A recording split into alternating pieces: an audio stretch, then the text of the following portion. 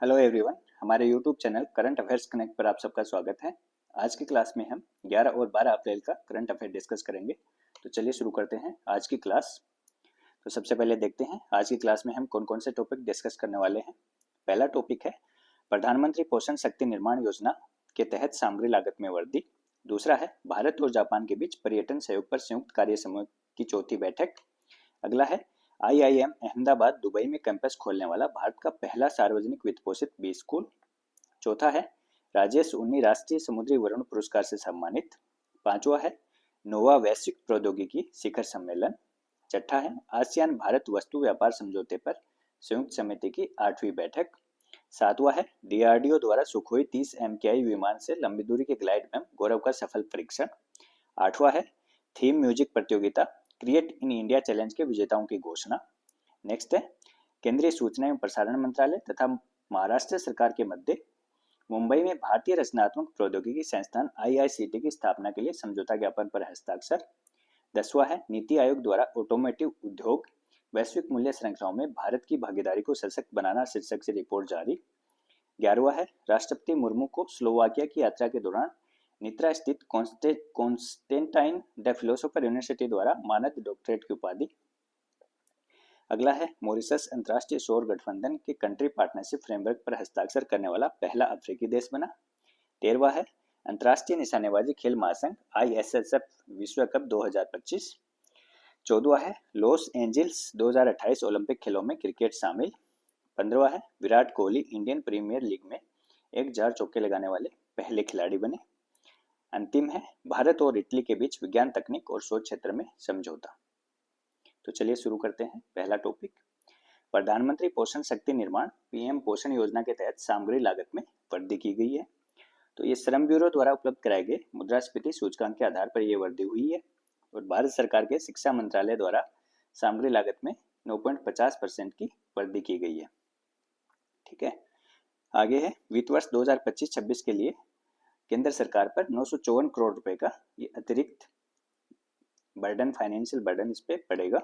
ठीक है, तो प्रति छात्र प्रतिदिन सामग्री लागत देखते हैं अब पहले कितनी थी और अब कितनी हो गई है। तो बाल वाटिका और प्राथमिक कक्षा के लिए पहले 6 रुपये 19 पैसे थी और 1 मई से ये 6 रुपये 78 पैसे हो गई है। इसमें 0.59 रुपये की वृद्धि हुई है। उच्च प्राथमिक के लिए पहले 9.29 थी और अब ये 10.17 हो गई है। इसमें 0.88 रुपये की वृद्धि हुई है। श्रम मंत्रालय का श्रम ब्यूरो उपभोक्ता मूल्य सूचकांक ग्रामीण मजदूर CPI-RL के आधार पर PM पोषण टोकरी की सामग्री के लिए मुद्रास्फीति के आंकड़े प्रदान करता है।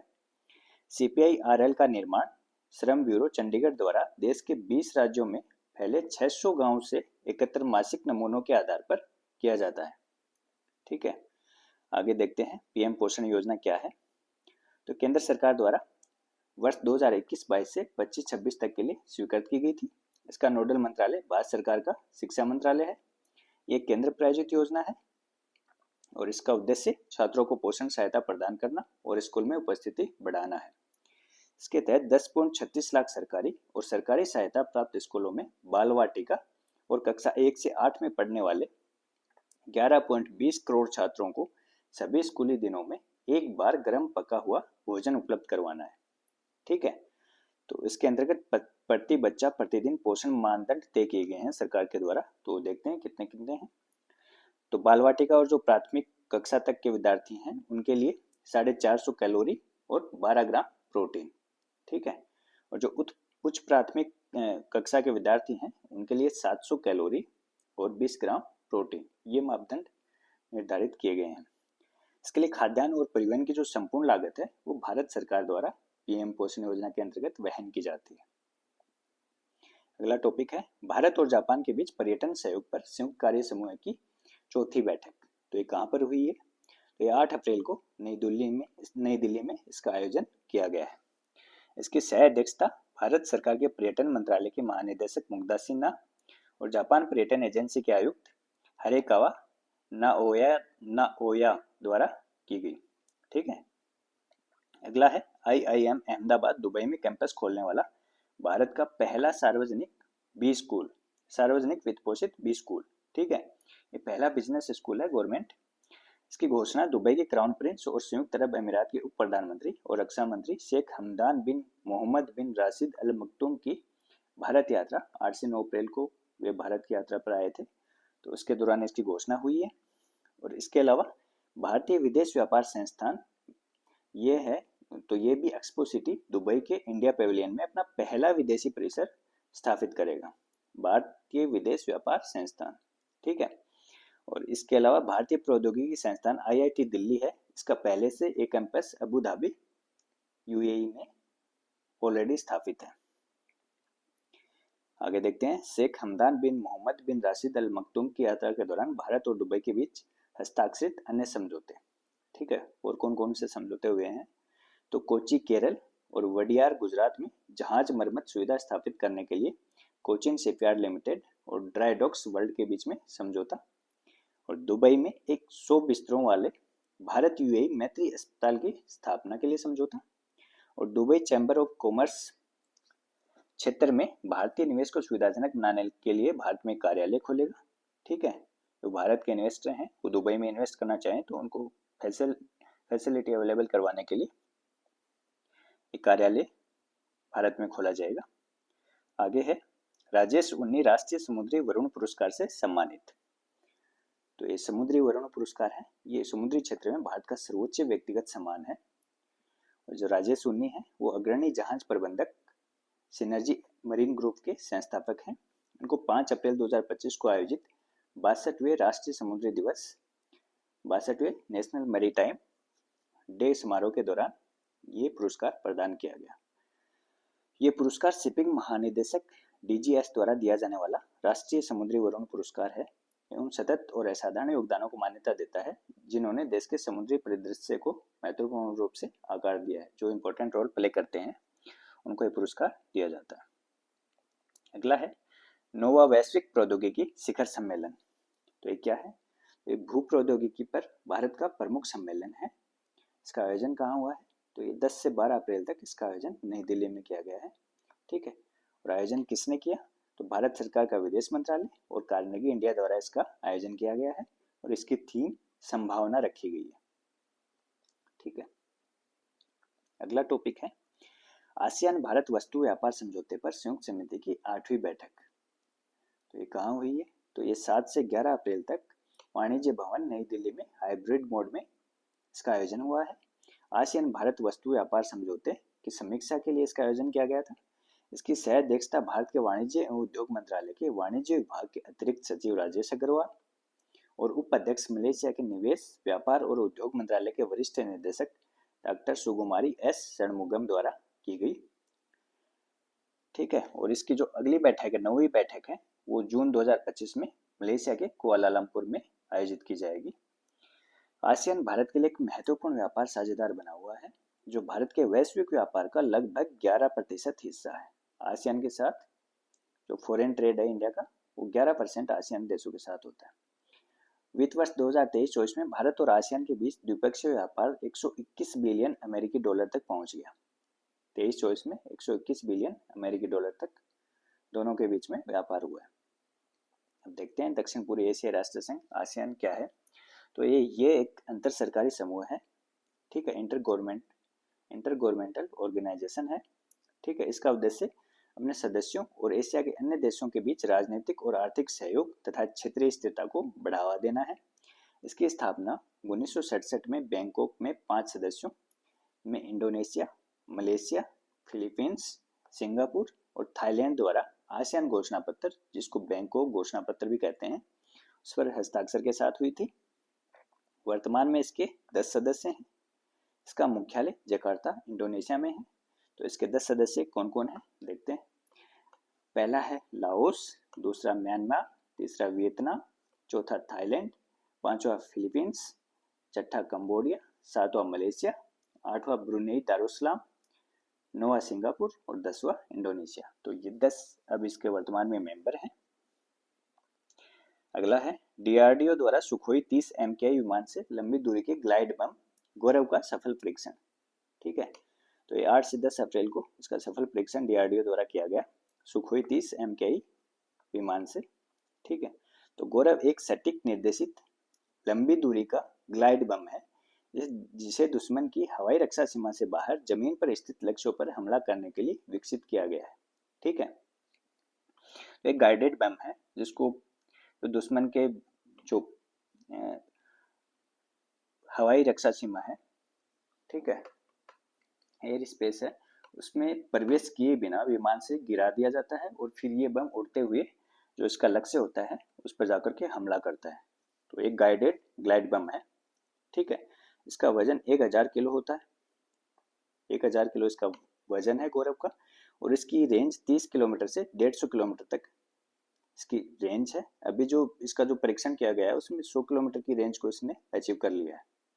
ठीक है, और इसका विकास रक्षा अनुसंधान और विकास संगठन DRDO की हैदराबाद स्थित प्रयोगशाला, रिसर्च सेंटर इमारत, आयुध अनुसंधान एवं विकास प्रतिष्ठान और एकीकृत परीक्षण रेंज चांदीपुर द्वारा स्वदेशी रूप से किया गया है। ठीक है, इसको डिजाइन और विकास है वो स्वदेशी रूप से किया गया है। ठीक है, इस प्रणाली को विकास सह उत्पादन भागीदारों Adani defence systems and technologies, Bharat forge और विभिन्न MSME के सहयोग से किया गया है। ठीक है, इसका जो प्रोडक्शन है उत्पादन है वो Adani defence system and technologies, Bharat forge और MSME है कई, तो उन्होंने मिलकर किया है। अगला है थीम म्यूजिक प्रतियोगिता क्रिएट इन इंडिया चैलेंज के विजेताओं की घोषणा। ठीक है, सूचना एवं प्रसारण मंत्रालय ने भारतीय संगीत उद्योग के साथ मिलकर 11 अप्रैल को थीम संगीत प्रतियोगिता के विजेताओं की घोषणा की, जो 32 webs Create in India Challenge series में से एक है। ठीक है, तो इसके विजेता कुणाल कुंडू और अलाप सरदार हैं, ये कोलकाता पश्चिम बंगाल से हैं। कुणाल कुंडू और अलाप सरदार कोलकाता पश्चिम बंगाल से हैं। पहला विश्व ऑडियो और वीडियो मनोरंजन शिखर सम्मेलन है वेब्स 2025, उसका आयोजन 1 से 4 मई तक मुंबई में किया जाएगा। अगला टॉपिक है केंद्रीय सूचना एवं प्रसारण मंत्रालय तथा महाराष्ट्र सरकार के मध्य मुंबई में भारतीय रचनात्मक प्रौद्योगिकी संस्थान IICT की स्थापना के लिए समझौता ज्ञापन पर हस्ताक्षर। ठीक है, तो ये क्या है भारतीय रचनात्मक प्रौद्योगिकी संस्थान? तो ये animation, visual effects, gaming, comics और एक्सटेंडेड रियलिटी AVGC XR के क्षेत्र को समर्पित एक विश्व स्तरीय अपनी तरह का पहला संस्थान है जो भारत के मुंबई में स्थापित किया जाएगा। इसको दादा साहब फाल्के फिल्म सिटी गोरेगांव में स्थापित किया जाएगा। मुंबई में दादा साहब फाल्के फिल्म सिटी गोरेगांव में इसको स्थापित किया जाएगा। AVGC XR क्षेत्र में शिक्षा, अनुसंधान, नवाचार और कौशल विकास के लिए उत्कृष्टता केंद्र के रूप में कार्य करेगा। इसको गैर लाभकारी धारा 8 कंपनी के रूप में स्थापित किया गया है। इसमें कुल सरकारी इक्विटी है वो 48% होगी, जिसमें भारत सरकार की 34% और महाराष्ट्र सरकार की 14% हिस्सेदारी होगी। बाकी की जो 52% हिस्सेदारी है वो प्रमुख उद्योग निकाय federation of Indian chambers of commerce and industry FICCI और confederation of Indian industry CII की 26% हिस्सेदारी होगी। अगला है नीति आयोग द्वारा ऑटोमेटिव उद्योग वैश्विक मूल्य श्रृंखलाओं में भारत की भागीदारी को सशक्त बनाना शीर्षक से एक रिपोर्ट जारी की गई है। तो इस रिपोर्ट के अनुसार वर्ष 2023 में वैश्विक ऑटोमोबाइल उत्पादन लगभग 94 मिलियन यूनिट प्रति वर्ष है। ठीक है, और वैश्विक ऑटोमेटिव घटक बाजार का मूल्य है वो 2 ट्रिलियन अमेरिकी डॉलर है, जिसमें निर्यात हिस्सेदारी लगभग 700 बिलियन डॉलर है और भारत की निर्यात हिस्सेदारी वो 70 बिलियन डॉलर है, लगभग 10%। ठीक है, भारत चीन, अमेरिका और जापान के बाद चौथा सबसे बड़ा वैश्विक उत्पादक है। ठीक है, ऑटोमेटिव का जो चौथा सबसे बड़ा उत्पादक है वो भारत है, पहला चीन, दूसरा अमेरिका और तीसरा जापान। भारत का वार्षिक उत्पादन लगभग 6 मिलियन वाहन है।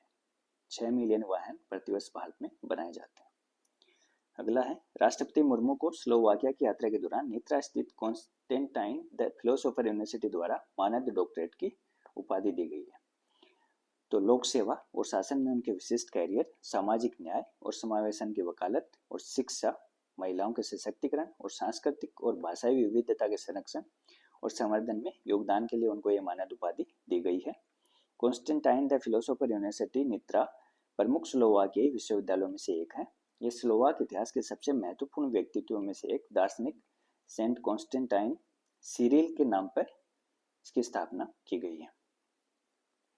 अगला टॉपिक है मॉरिशस अंतर्राष्ट्रीय सौर गठबंधन के कंट्री पार्टनरशिप फ्रेमवर्क पर हस्ताक्षर करने वाला पहला अफ्रीकी देश बना है। ठीक है, और ये बांग्लादेश, भूटान और क्यूबा के बाद कंट्री पार्टनरशिप फ्रेमवर्क CPF पर हस्ताक्षर करने वाला दुनिया का चौथा देश है। ठीक है, तो CPF ISA द्वारा अपने सदस्य देशों के साथ दीर्घकालिक और मध्यम अवधि के सहयोग को सुविधाजनक बनाने के लिए विकसित एक रणनीतिक पहल है। ठीक है, तो अब देखते हैं अंतर्राष्ट्रीय सौर गठबंधन के बारे में। तो अंतर्राष्ट्रीय सौर गठबंधन ISA एक संधि आधारित अंतर सरकारी संगठन है जिसे 2015 में भारत और फ्रांस द्वारा लॉन्च किया गया था। इसका उद्देश्य ऊर्जा पहुंच और जलवायु परिवर्तन के लिए एक स्थायी समाधान के रूप में सौर ऊर्जा को बढ़ावा देना, जिसका लक्ष्य 2030 तक सौर निवेश में $1 ट्रिलियन अमेरिकी डॉलर जुटाना है। इसका मुख्यालय गुरुग्राम हरियाणा में है और ये भारत में मुख्यालय वाला पहला एक अंतर्राष्ट्रीय संगठन है। ठीक है, अगला है अंतर्राष्ट्रीय निशानेबाजी खेल महासंघ ISSF विश्व कप 2025। तो इसका आयोजन अमेरिका के ब्यूनस आयर्स में किया गया। ठीक है, इसका पहला चरण था। तो इसमें भारत का जो प्रदर्शन है, तो भारत कुल 8 पदकों, जिनमें 4 गोल्ड थे, 2 रजत थे और 2 कांस्य थे, तो कुल 8 पदकों के साथ पदक तालिका में दूसरे स्थान पर रहा है। पहले स्थान पर चीन रहा है। तो भारतीय पदक विजेता है वो कौन कौन है, उनको देख लेते हैं। तो स्वर्ण पदक है वो शिफ्ट कौर सामरा को महिला 50 मीटर राइफल 3 पोजीशन कैटेगरी में मिला है। दूसरा रुद्रांश पाटिल है, इनकी कैटेगरी पुरुष 10 मीटर एयर राइफल है। तीसरा है सुरुचि सिंह, इनको महिला 10 मीटर एयर पिस्टल में मिला है। और चौथा है विजय वीर सिद्धू, पुरुष 25 मीटर रैपिड फायर पिस्टल में। ठीक है, पुरुष 25 metre rapid fire pistol Vijay Veer Sidhu, ये इस कैटेगरी में गोल्ड जीतने वाले पहले भारतीय हैं। विजय वीर सिद्धू पुरुष 25 metre rapid fire pistol category में। रजत पदक ईशा सिंह ने जीता है महिला 25 मीटर पिस्टल में। और आर्या बोरसे और रुद्रांश पाटिल ने मिश्रित 10 मीटर एयर राइफल कैटेगरी में। कांस्य पदक जीता है सौरभ चौधरी और सुरुचि सिंह ने 10 मीटर एयर पिस्टल मिश्रित टीम कैटेगरी में। चैन सिंह ने जीता है पुरुष 50 मीटर राइफल 3 पोजीशन कैटेगरी में। अगला है लॉस एंजल्स 2028 ओलंपिक खेलों में क्रिकेट को शामिल किया गया है। हालांकि इसकी घोषणा 2 साल पहले ही हो गई थी, लेकिन अभी इसमें जो टीम में कितनी टीमें भाग लेंगी उनकी घोषणा की गई है। तो इसमें T20 प्रारूप को मंजूरी दी गई है ओलंपिक में। ठीक है, इसमें पुरुष और महिला टूर्नामेंट में 6-6 टीमें भाग लेंगी। प्रत्येक लिंग के लिए कुल 90 एथलीट कोटा आवंटित किया गया है, मतलब प्रत्येक टीम में 15-15 खिलाड़ी होंगे। 128 वर्ष बाद ओलंपिक में क्रिकेट को शामिल किया गया है। इससे पहले वर्ष 1900 के पेरिस ओलंपिक में क्रिकेट शामिल था। ठीक है, तो क्रिकेट ओलंपिक में शामिल होने वाले 5 नए खेलों में से एक है। 4 और कौन कौन से हैं? बेसबॉल या सॉफ्टबॉल, फ्लैग फुटबॉल, लैक्रोस और स्क्वैश। इसके अलावा जो 2032 का ब्रिस्बेन ओलंपिक है उसमें भी क्रिकेट शामिल रहेगा। ठीक है, अगला है Virat Kohli Indian Premier League IPL में 1000 चौके लगाने वाले पहले खिलाड़ी बने हैं। तो ये रॉयल चैलेंजर्स बेंगलुरु की तरफ से खेलते हैं और इन्होंने अब तक सभी 18 IPL सीजन है उसमें खेला है। ठीक है, ये सबसे ज़्यादा चौके लगाने के मामले में भी IPL में शीर्ष पर है। अगला और अंतिम टॉपिक है भारत और इटली के बीच विज्ञान, तकनीक और शोध क्षेत्र में समझौता। तो केंद्रीय मंत्री डॉक्टर जितेंद्र सिंह और इटली की यूनिवर्सिटी और रिसर्च मंत्री अन्ना मारिया बर्निनी के मध्य नई दिल्ली में विज्ञान और तकनीक के क्षेत्र में मिलकर काम करने के लिए अहम समझौते पर हस्ताक्षर हुए। तो ये समझौता quantum technology, artificial intelligence, biotechnology और नई उभरती तकनीकों के लिए किया गया है। ठीक है, तो ये थी आज की क्लास। तो अगर आपको क्लास पसंद आई हो तो शेयर, सब्सक्राइब और लाइक जरूर कीजिएगा। मिलते हैं अगली क्लास में। आज के लिए इतना ही।